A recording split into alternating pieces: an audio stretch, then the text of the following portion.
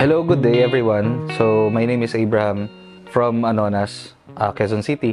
So, today sa Modern Vespa Show, gusto ko ipakita yung build ko sa Primavera ko dito. By the way, it's called Project Luxuria. Nung nakuha ko yung color na relax green, yung friend ko kasi, inintroduce niya ako sa Rhizoma.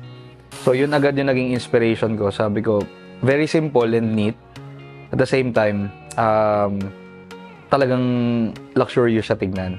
So, yun yung ginawa ko. Pero, siguro I would say 70%, 80% Rhizoma.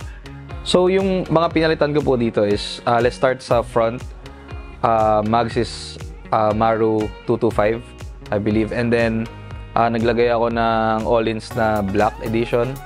Tapos, yung rotor niya is Kamui. And then, Brembo na GP4RX CNC. And then, fork link cover na JS Manuf. Tapos yung swing arm na Maru na silver.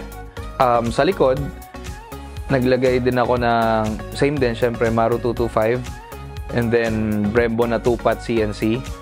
Also Öhlins na Black Edition, tapos may Maru na lowering kit. Tapos yung CVT cover which is yung crankcase is chrome.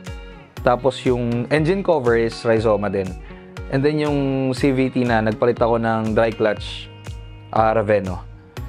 And then sa other side, ang exhaust natin is full exhaust ni Terminioni.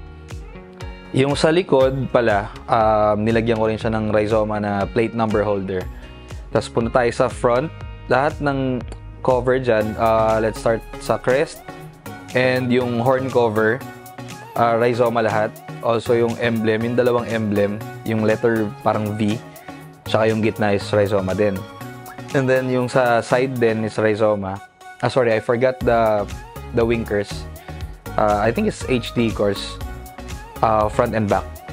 Parang nilapit ko lang siya sa pagka-classic kasi may mga options eh. So yun yung variant na napili ko. And then sa likod din niya may badge ng Rhizoma. Yung seat is custom from Thailand. Flat seat siya na may logo ni Maru. And then balik tayo sa baba sa front, battery cover Rhizoma din. And then yung susi ko is Venomini na limited. Ang brake lever ko is Maru din. And then yung grips are Rhizoma still. Bar end Rhizoma din. Yung headlight ko is Tun. Passenger foot peg Rhizoma din.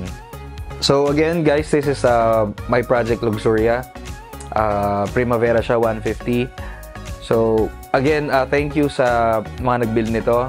Si Concept Pride, si Scoot Monkey, and si Moto68, Motocentrum. Once again, this is my Project Luxuria. This is Abraham from Quezon City for the Modern Vespa Show para sa All About Wheels.